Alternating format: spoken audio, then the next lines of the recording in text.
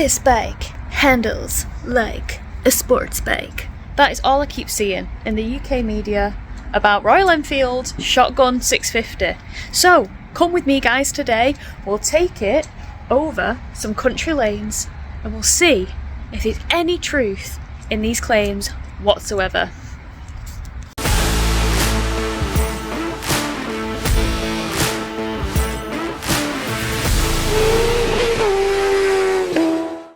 Right, howdy guys, welcome back to my channel. It's Usernamekate here, and today we're trying to get to the bottom of some claims made about Royal Enfield's Shotgun 650.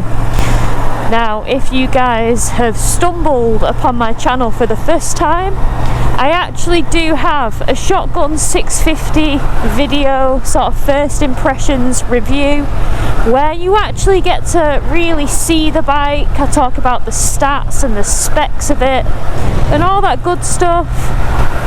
So if you do want to see the bike and find out those facts about it and stuff, that video is going to be the video for you.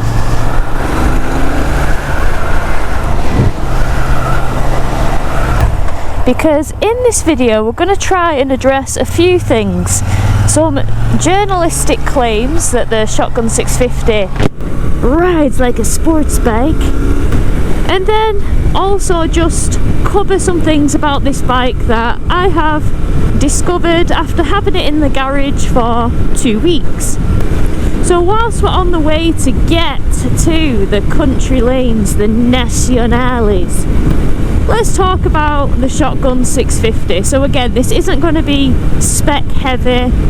This is going to be more about just general observations and feelings that this bike gives me. So one of the things that I've noticed about the Royal Enfield Shotgun 650 is it is just a very easy bike to ride. It's a proper plodder bike. It doesn't hunt, it doesn't surge, it just merrily rides down the road and has enough torque to just, you know, comfortably have you riding normal roads, whether you're bimbling, whether you're commuting, whether you nip into the shop for some milk. Like, it's not massive in size. It's not like me having to drag out my GS, which is quite a heffalump. You know, it's a lot smaller, even though on paper it does seem quite heavy. It's actually not that bad at all. It's just one of those bikes that is simplistic. It's just like a basic raw riding experience. We don't have a lot of technological features and aids with this. It's an oil and air cooled engine, and it just gives you that kind of old school raw and ruckus riding experience. So we're going to turn here. So yes, I really do like that about this bike. It's just a bit back to basics. There's nothing really all that overcomplicated or zesty with it. You know, you can just jump on it and go. It really is that simple. There's nothing to really set up on it. You just hop on and ride. I love the design elements of this bike. You know, I said to refer back to my first video I did on the Shotgun if you want to see that, but I will just insert a cheeky little image of what this bike looks like, you know, just from a side profile perspective so you guys can see. I have it currently in the drill green, which is my preferred colour. So yeah, in my opinion, it is a bonny looking thing. I like the fact that we do have the tripper if we choose to use it, which connects to the Royal Enfield app. Whoa, look at these views. I love that these are on my doorstep. So I mean, on these kind of roads where you're not really pushing it, handles lovely. Zero complaints with how it handles. Look at this thing. Old Mini, beautiful. So So we're working with 46 brake horsepower, and I can see that this car's trying to keep to the side for me, but I'm also coming up to a bend, so I'll wait until it's mega clear and then we'll give her a thumbs up when we overtake, like now.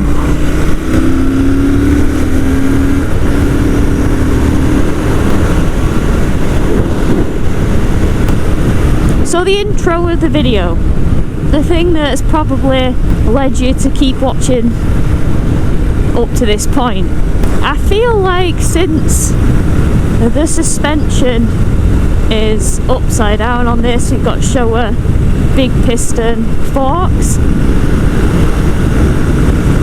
I feel like there's been some connections to this bike made that it's basically like a sports bike, and I just want to take it over Rivington for a little bit of a flying lap, just to try and see if I think there's kind of any truth in those claims. Let's get it right down here.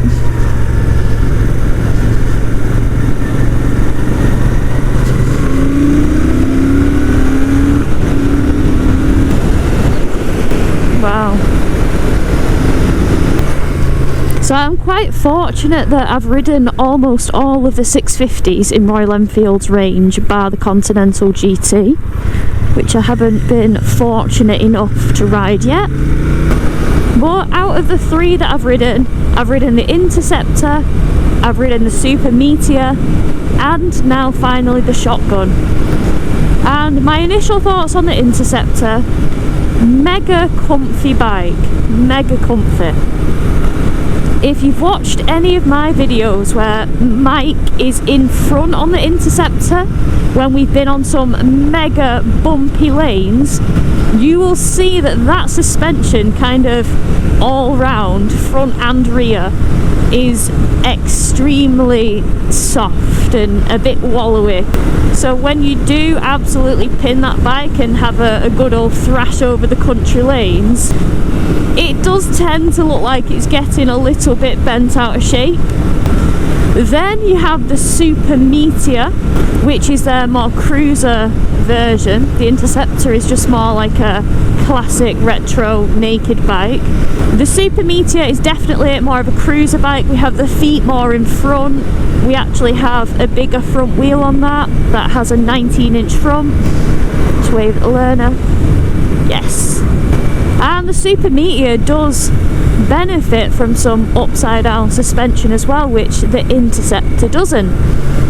Riding the Super Meteor, it did actually feel more sporty than I was anticipating for a cruiser. But then again, the kind of only real cruisers that I've ever ridden were like Harley Davidsons, probably back in like 2017, 18 I want to say, where they really do feel like cruisers. They do not feel like, or they didn't back then, they didn't feel like performance machines at all, until they started bringing out things like the Fat Bob. Well, they didn't bring it out because it was a Dyna, and then it went to a Softail. But when they brought out the Softail Fat Bob, that's when things started to get, you know, a little bit more sporty, a little bit firmer suspension, even though it did have that ridiculous chunky front on, which is never going to help with handling really. But you know what I'm saying, so I'm used to them kind of cruisers, like 48s and 883s. So to jump on the Super Meteor was actually quite, oh wow, this really does feel like modern riding technology in a cruiser. Right, so we're on the country lanes now, so we'll put a shift in and we'll see if the claims are accurate. So we have right of way here.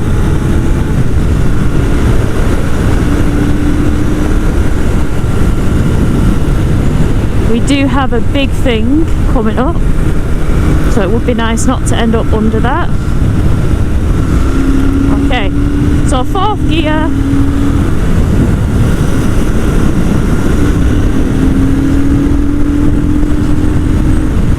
Fifth. Bit tight. Okay, so it definitely handles nice, that's for sure.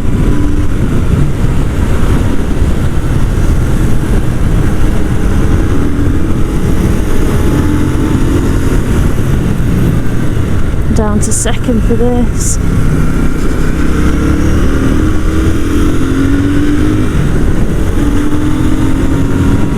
Round here. Oh, a bit bumpy, but the suspension is very, very firm and kind of crashy on this.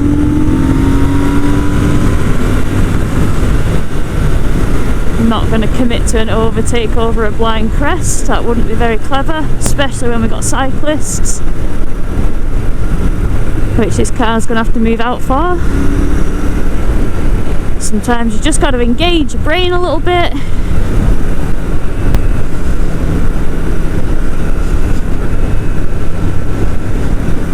This will be a good overtaking road. There we go. 4. So it does get up to speed okay if you wind it on, because obviously we do have 46 brake horsepower. Brakes are quite sharp on it, especially when you introduce a bit of back as well.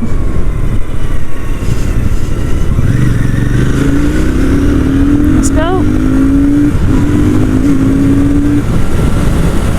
Yeah! Oh no, not the camera moving. So yeah, it can definitely fly around, and it absolutely does handle probably better than any other Royal Enfield I've ridden, for sure. Definitely does handle better, but that is because that suspension is very much firm. It's non-adjustable, but it's firm, so it does hold the road quite nicely. It can hold a line, which is pretty nice. Another thing it does very well, which would help its case for handling like a sports bike, that fake shifter. Like, it doesn't have a quick shifter or blipper, but if you can just shut off the throttle for a millisecond or so as you do shifting, it's actually pretty smooth.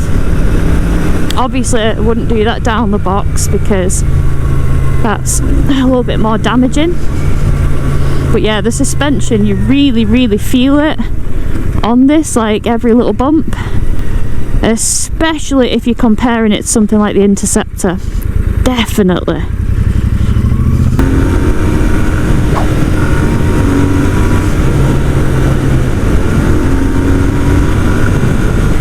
We do have a junction here, so we'll be vigilant. This is a nice little bit if you can get it clear, which we haven't. Oh, sucks. Oh, okay.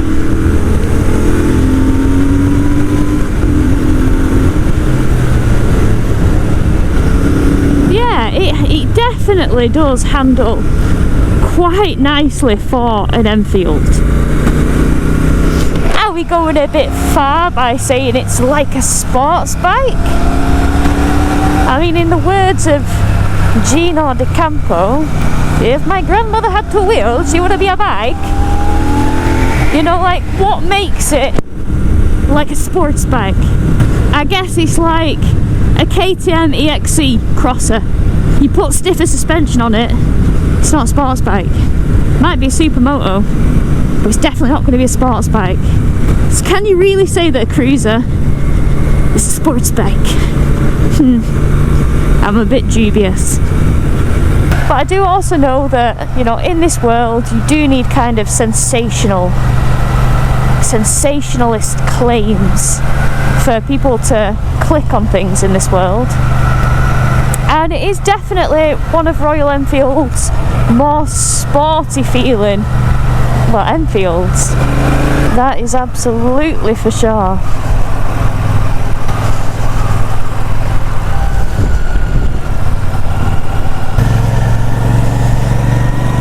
So yeah, no, we don't have a sports bike in disguise here. We still have kind of mid pegs, but even the mid pegs are a little bit far forward, in my opinion, to be true mid pegs. Like, it took me a while of riding this to get used to where my feet should be, because I was trying to put them a little bit further back, like you would say a generic naked bike. So yeah, they are a little bit more forward, in my opinion, than a true mid. I'll say that.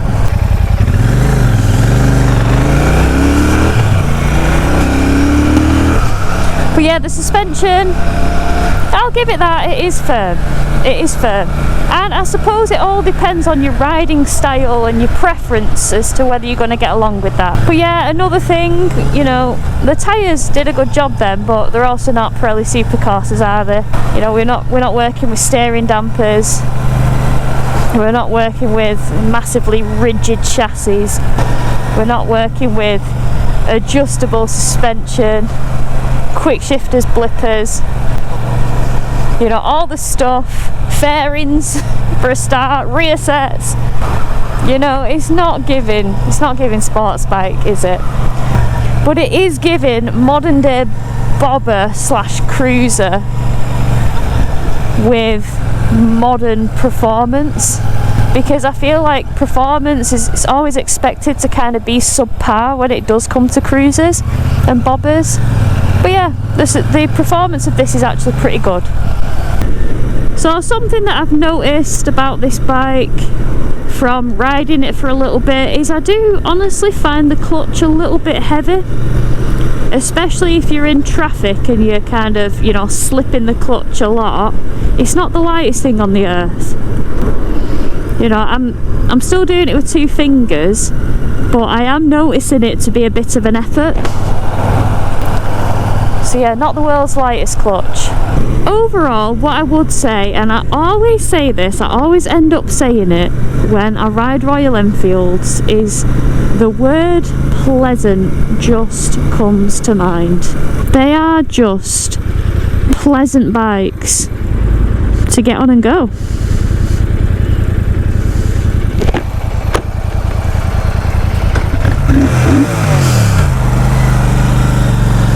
Gotta give the school kids a rev on the bus because I'm an absolute child. They loved it. But yeah, another thing that I like the seat height of it. 795mm. It's quite manageable.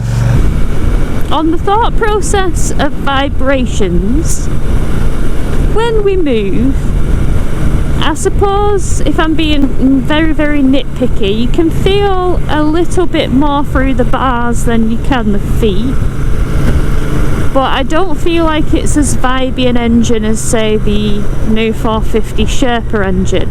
Found that the Himalayan was quite a vibey bike, which I only kind of really gathered at the end of the day. You know, after like riding it, we did a bit of dual carriageway work on the way back, so we were riding it, you know, a bit faster, a bit higher revs. So far, riding this bike, I don't ride it and think, oh, this is a real vibey bike. Like, I just don't think that with it. Ooh, and it sounds nice as well when you're I'm like a child, aren't I? I'm such a child. Why am I such a child? I don't think any biker really gets bored of that exhaust sound, if I'm being honest. So I've covered a few things that I like, a few things that I don't like. Guys, if you want to know anything specific that I've missed, write it in the comments and I will answer you based on, you know, what I experienced. So, is the Shotgun 650 more akin to a sport bike than a bobber? My personal answer is no. But is it a very decent performing bobber that Royal Enfield should be proud of making? My answer is yeah. Right guys and girls, well, I hope you've enjoyed that little quick flyer on the Shotgun 650. If you have, please feel free to hit that subscribe button. I'm always mega grateful. And we are on track for 100,000 subscribers, which absolutely blows my mind. So if you want to help me get there quicker than I currently am, definitely consider hitting that subscribe button. Like I said, if you've got any questions that I didn't cover, please ask them. And until the next time guys, take care, ride safe, and I'll see you on the next ride vlog. Bye!